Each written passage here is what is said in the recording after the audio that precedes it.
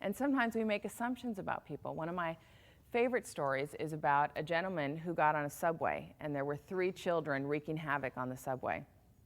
And one of them was ripping a newspaper out of someone else's hands on the subway. They were running up and down, just chaos. And this gentleman realized that the person sitting next to him was their father, and he was doing nothing. And so this gentleman starts looking at this father, looking at the kids, and he immediately starts, I call it MSUing, making stuff up, or another S word if you'd like. So making stuff up. And he starts to think, now remember, that's where this all starts. He starts to think, what a terrible father. Look at him. He is just sitting here, and his kids are destroying this subway. They're so disrespectful. He doesn't even care.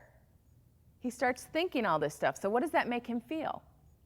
Tense, angry, frustrated, right? So is he going to act in a way that's pleasant? Probably not. And his reality, he's very unhappy, very unhappy.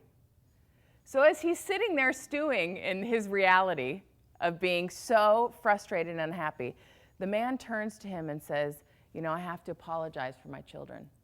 He said, we just left the hospital and their mother passed away. And I'm not sure they know how to handle it. And neither do I. Shift. Okay? Because we're not assuming anymore that this is a terrible father. We know what's happened. He's hurting, they're hurting. And the story has a happy ending because the gentleman happened to be a psychologist, and he got off the subway with them and helped them learn how to deal with this tragedy in their lives, which was such a blessing.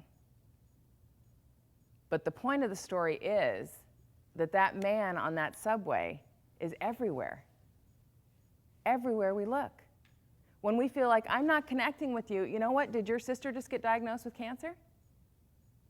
Did your son just have an accident? Did something happen? We don't know.